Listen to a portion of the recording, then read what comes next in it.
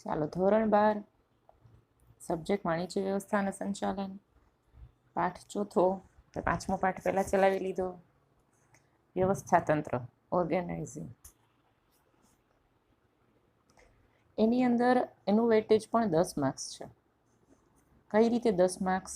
તો વિભાગ એ MCQ 1 marks, વિભાગ બી એક શોર્ટ ક્વેશ્ચન 1 માર્ક્સ, વિભાગ સી એક ક્વેશ્ચન 2 માર્ક્સનો અને વિભાગ ડી 3 માર્ક્સના એવા 2 ક્વેશ્ચન. એટલે કહેવાનો મતલબ કે આની અંદર તમારે 5 માર્ક્સનો મોટો ક્વેશ્ચન નથી આવવાનો. ટૂંકમાં બધા ટાઈપનું બધું વાંચવાનું છે, પણ કેટલું લખી શકાય મેક્સિમમ 3 માર્ક્સ સુધીમાં લખી શકાય એટલું ધ્યાનમાં આપી અને લખવાનું રહેશે. મોટા પ્રશ્નો આમાંય હશે, નહીં હોય એવું નહીં હોય, તો વધીને 6 મુદ્દા લખવો ઇનફ છે. એટલે એટલી તૈયારી તમારે કરવાની રહેશે. કયો પ્રશ્ન 2 માર્ક્સમાં પૂછાય કે કયો 3 માર્ક્સમાં પૂછાય એ કોઈ દિવસ BAમાં ફિક્સ હોતું નથી, બરાબર? એટલે માર્ક્સને ધ્યાનમાં રાખી અને લખવાનું રહેશે અને એ મુજબ જ તૈયારી કરવાની રહેશે. એટલે અહીંયા નાનામાં નાની વસ્તુથી માંડી મોટા ક્વેશ્ચન સુધી બધી તૈયારી કરવાની છે. ABCD 4 section. ઓકે, ચાલો હવે એમાં આપણે આગળ વધીએ વ્યવસ્થા તંત્રમાં.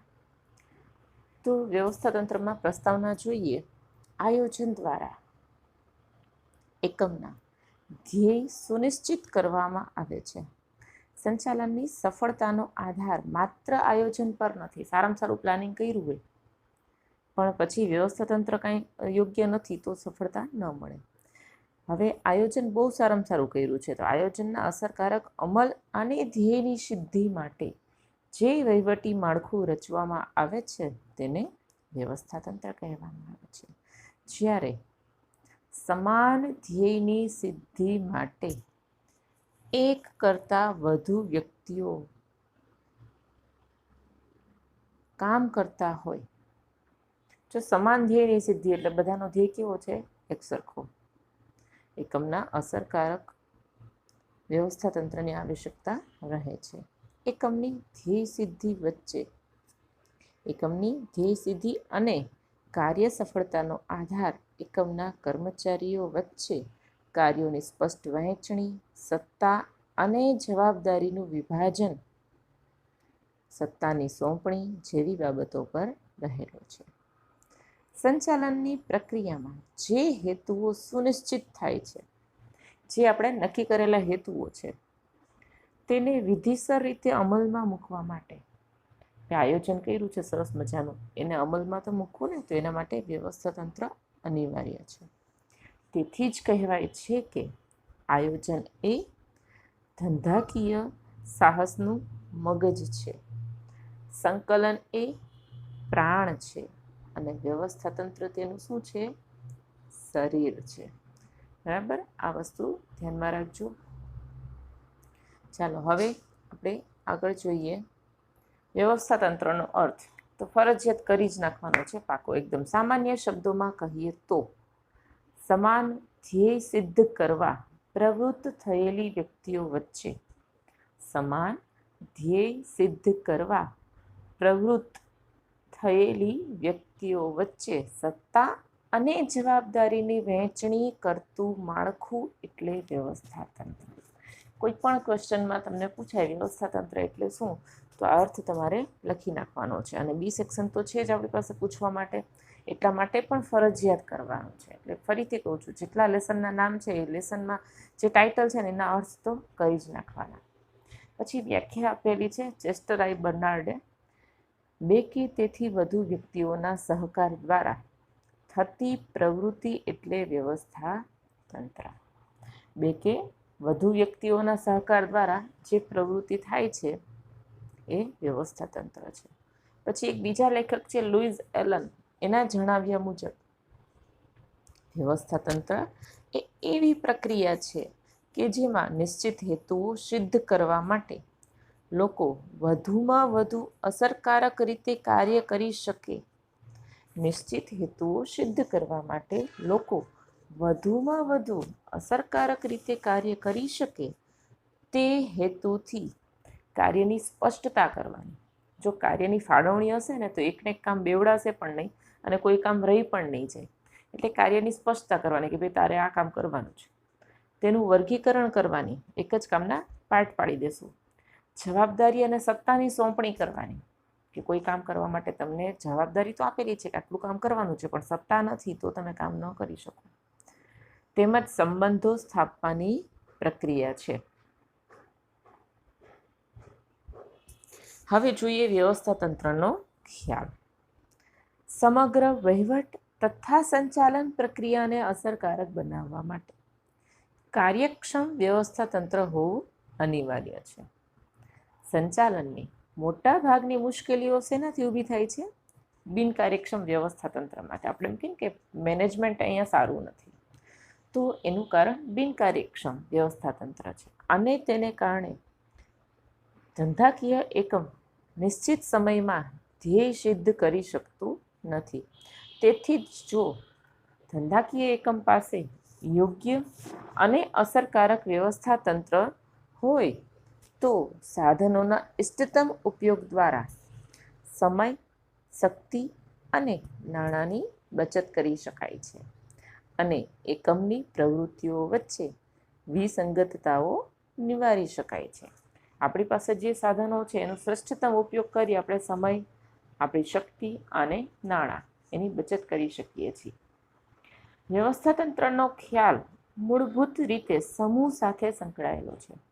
જો એક જ વ્યક્તિ કામ કરતી હોય ને તો સંચાલનની કોઈ જરૂર જ નથી, અને સંચાલનની જરૂર ન હોય તો એના અંગો જે આપણે બધા જોઈએ છીએ, આયોજન, વ્યવસ્થા તંત્ર, કર્મચારી વ્યવસ્થા, એકેની જરૂર ન પડે. પણ જ્યાં સમૂહ છે ત્યાં સંચાલન છે. જ્યાં એક કરતાં વધુ વ્યક્તિઓ સામૂહિક રીતે કાર્ય કરે ત્યારે તે કાર્યને અસરકારક રીતે પાર પાડવા માટેનું માળખું એ વ્યવસ્થા તંત્ર છે. તેથી તેને પ્રબંધ પણ કહેવામાં આવે છે. તેથી તેને આપણે શું કહેશું? પ્રબંધ. પહેલા પાઠમાં જ આવે છે પ્રબંધ એટલે શું, 2 માર્ક્સમાં પૂછી શકે. બરાબર. વ્યવસ્થા તંત્રમાં કોઈ સમાન ધ્યેયની પ્રાપ્તિ માટે, જો આ વસ્તુ રિપીટ જ થાય છે, સમાન ધ્યેયની પ્રાપ્તિ માટે જે લોકો એકઠા થાય છે બધાનું ધ્યેય એક જ છે. તમે ધોરણ 12 વાળા બધા એકઠા થાવ છો તો એકમાત્ર હેતુ શું છે? ધોરણ 12ની પરીક્ષા સારી રીતે પાસ કરવી. બરાબર. પોતાના પર્સનલ ગોલ અલગ હશે. મારો એક ગોલ છે કે બધાને સારી રીતે પાસ કરાવવી, તો તમારું પણ એ જ. પણ જેનો નથી એ લોકો મહેનત નથી કરતા, એને તો રગડ ધગડ ટાઈમ પાસ કરવો છે. પાસ થાય તોય ભલે, ન થાય તોય ભલે. તો ત્યાં વિસંગતતા ઊભી થાય છે. એકત્રિત થયેલા લોકોને સત્તા અને જવાબદારીની વહેંચણી કરી તે વ્યક્તિઓ વચ્ચેના સંબંધ સ્થાપિત કરવાનું કાર્ય કરવામાં આવે છે. અહીંયા રિલેશનશીપે આપવી પડે. એક ડિપાર્ટમેન્ટ બીજા ડિપાર્ટમેન્ટ વચ્ચે સત્તા અને જવાબદારી બંનેને વહેંચવી પડે છે. જે માટે માનવીનું શરીર એ એક ઉત્તમ ઉદાહરણ છે. આપણા શરીરમાં જુઓ, ફંક્શન બધાના અલગ છે. હાથનું અલગ, આંખનું કામ તો કે માત્ર જોવાનું, કે સાંભળી ન શકે એ કાનને ડિપાર્ટમેન્ટ સોંપ્યો છે સાંભળવાનું. બોલવાનું તો કે જીભને જ છે. સૂંઘવાનું કામ તો કે નાકને. બરાબર. સ્પર્શ દ્વારા ઇન્દ્રિયોને અલગ અલગ જાણી શકાય. તો બધાના કામ જુદા જુદા છે. માનવના શરીરના જુદા જુદા અંગોના કાર્ય જુદા જુદા છે. તેમ છતાં બધા જ અંગો એકબીજા સાથે સંકલિત હોય છે. તમને પગમાં વાગે ને તો એ દર્દ મહેસૂસ થાય, કારણ કે મગજને સીધા ઓર્ડર્સ મળે છે ત્યાં સુધીના.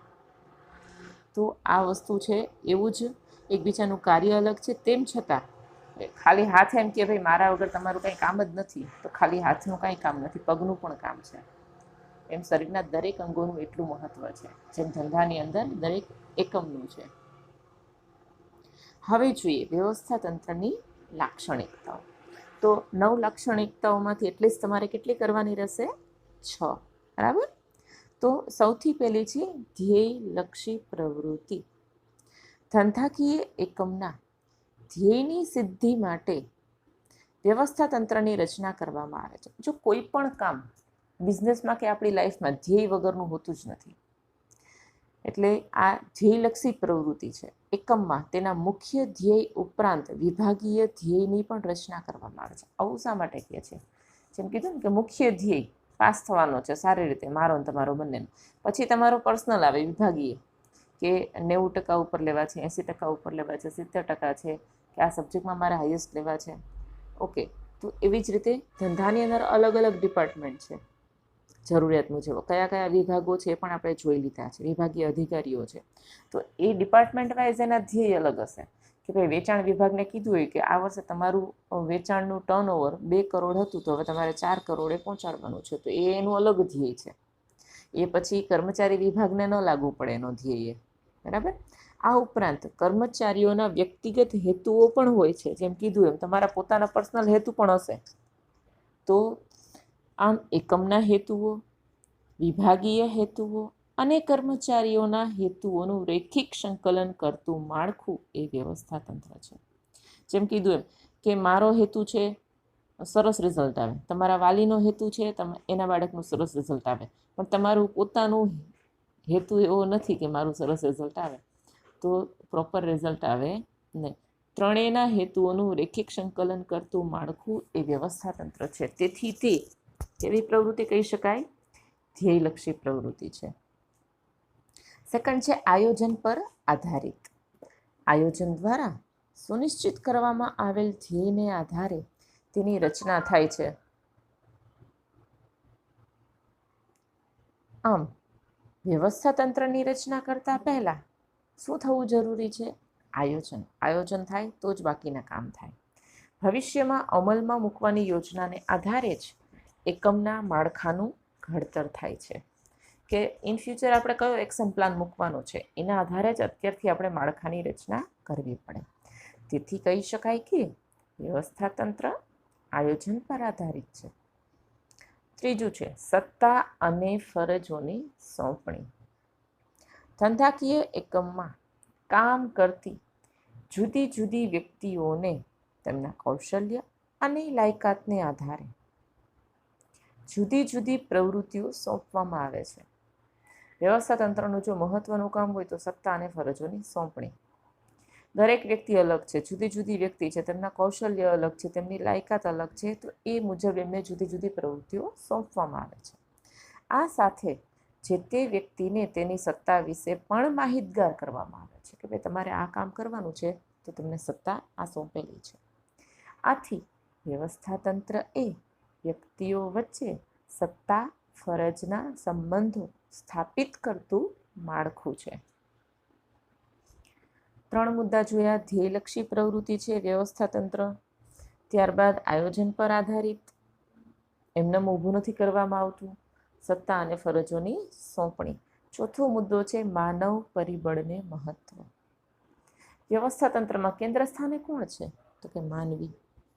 કોઈ પણ આદર્શ વ્યવસ્થા તંત્રની સફળતાનો આધાર તેમાં કાર્ય કરતા માનવીઓ પર રહેલો છે. તેથી અસરકારક વ્યવસ્થા તંત્રની સ્થાપના માટે અસરકારક માનવ સંબંધો સ્થાપિત કરવા જરૂરી છે. એટલે જે વ્યવસ્થા તંત્ર છે એની સફળતાનો આધાર શેના ઉપર છે? માનવીઓ ઉપર. અને માનવીઓને એકબીજા સાથેના સંબંધો, જે કર્મચારીઓ છે એના સંબંધો સારા રહેવા જોઈએ. નહીંતર શું થાય? એકનો ગુસ્સો, એકની રીસ બીજા ઉપર આવે અને ન સારી રીતે કામ કરી શકે, ન એકબીજાને કામ સારી રીતે કરવા દે. બરાબર? એટલે અહીંયા માનવ પરિબળને વિશેષ મહત્વ, કારણ કે વ્યવસ્થા તંત્રમાં છે કોણ? કર્મચારીઓ છે. ત્યારબાદ છે 5મો મુદ્દો પરિવર્તનશીલતા. આ તો દરેકમાં હોવું જોઈએ, આપણા પોતાના નેચરમાં હોવું જોઈએ પરિવર્તનશીલતા. એક સરખી પરિસ્થિતિ કાયમી નથી રહેતી. જેમ અત્યાર સુધી કોરોના અસ્તિત્વમાં નહોતું તો ટૂંક સમય પછી પાછું નહીં હોય, પણ આ વચ્ચેનો સમયગાળો આપણે ચેન્જ કરીને જીવવું પડશે. એકવાર વ્યવસ્થા તંત્રની રચના થયા પછી તેમાં ફેરફારને અવકાશ શક્ય છે. બદલાતા જતા સંજોગો અને પરિસ્થિતિ અનુસાર વ્યવસ્થા તંત્રમાં સાનુકૂળ ફેરફારો કરી શકાય છે. કે જો પરિવર્તનશીલતા દરેકની એક ખાસિયત છે અને હોવી જ જોઈએ. નવી ટેકનોલોજી અમલમાં આવે, નવી શોધખોળ થાય કે ધંધાકીય પર્યાવરણમાં ફેરફાર થાય ત્યારે વ્યવસ્થા તંત્રમાં જરૂરી ફેરફારો કરી શકાય છે. જે વ્યવસ્થા તંત્ર ફેરફાર નથી કરતા એ માર્કેટમાંથી ફેંકાઈ જાય છે. બધાને ખ્યાલ છે નોકિયાએ બહુ સારામાં સારા મોબાઈલ આપેલા છે, પણ કીપેડવાળા, એને ટચ સ્ક્રીન એપ્લાય નહોતું કર્યું તો માર્કેટમાંથી નીકળી ગયું. હવે પાછું એને એપ્લાય કર્યું છે. ટૂંકમાં આ વસ્તુ દરેકને લાગુ પડે, ઇવન એવરી પર્સન. એવરી કંપનીને તો લાગુ પડે જ છે કે માર્કેટની સાથે ધંધાકીય પર્યાવરણ સાથે એને એમાં ફેરફાર કરવો જ પડે. એમાં આપણે પણ સમય રહેતા આપણા સ્વભાવમાં પ્રકૃતિમાં ફેરફાર કરવો પડે. છઠ્ઠું છે આંતર સંબંધોની સ્થાપના. વ્યવસ્થા તંત્ર કાર્ય, હોદ્દાઓ કે વિભાગો વચ્ચે આંતર સંબંધોની સ્થાપના કરે છે. જેમ જોયું કે 3 વિભાગ કે 5 વિભાગ છે, વિભાગોની અંદર દરેકના હોદ્દા છે અને દરેકનું કાર્ય પણ અલગ છે, પણ એકબીજા સાથે સંકળાયેલા છે. જેમ હાથ અને પગ એમ કહે કે ભાઈ હું તમારી સાથે હાથની સાથે તાલ નહીં મિલાવું, કે આંખો એમ કહે કે ભાઈ હું જોઈશ જ નહીં સામું, ચાલવું હોય તો ચાલજે પગને, તો શું થાય? એક્સિડન્ટ થાય ને. તો એ જ વસ્તુ અહીંયા લાગુ પડે કે તે એક કાર્યના બીજા કાર્ય સાથેના તેમજ એક વિભાગના બીજા વિભાગ સાથેના સંબંધોની સ્પષ્ટતા કરે છે. એકબીજા વિભાગ એકબીજા સાથે સંકળાયેલા છે, અલગ છે પણ એનું અલગ અસ્તિત્વ નથી. બરાબર? તો જો સંકળાયેલા ન હોય તો તકલીફ ઘણી થાય. જેમ કે કાચો માલ આવેલો જ નથી અને વેચાણ વિભાગે ઓર્ડર મોટો લઈ લીધો છે. હવે એ લોકો ઇન્ફોર્મ ન કરે કે 1લી તારીખે મારે આટલા કરોડનો માલ આપવાનો છે, સપ્લાય કરવાનો છે, અને ઉત્પાદન વિભાગને કાંઈ ખબર જ નથી. એ લોકો માલનું પ્રોડક્શન જ નથી કરતા એ મુજબ. તો શું થાય? તકલીફ. બરાબર?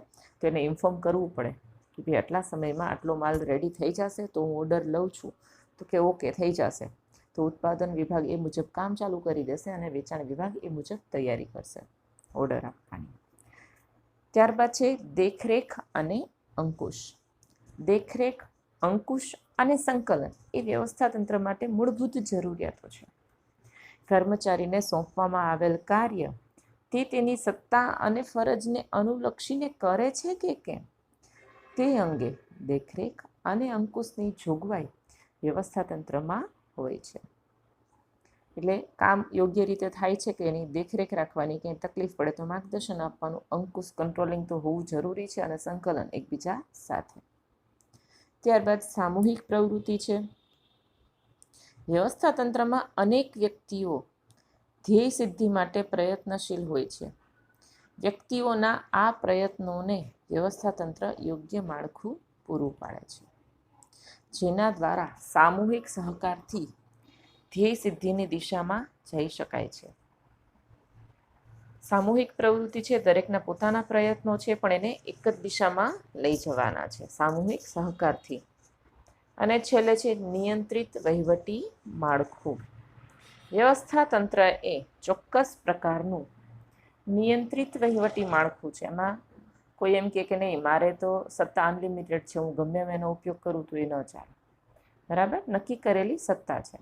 ધંધાકીય એકમમાં સંબંધો પ્રસ્થાપિત કરવા માટે નિયમો અને નિયંત્રણોની આવશ્યકતા રહે છે, જેની રચના વ્યવસ્થા તંત્ર દ્વારા કરવામાં આવે છે.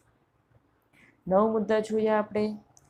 પેલું છે ધ્યેયલક્ષી પ્રવૃત્તિ, આયોજન પર આધારિત, સત્તા અને ફરજોની સોંપણી, માનવ પરિબળને મહત્વ. ત્યારબાદ પરિવર્તનશીલતા, આંતર સંબંધોની સ્થાપના, દેખરેખ અને અંકુશ, સામૂહિક પ્રવૃત્તિ અને નિયંત્રિત વહીવટી માળખું. Okay, thank you.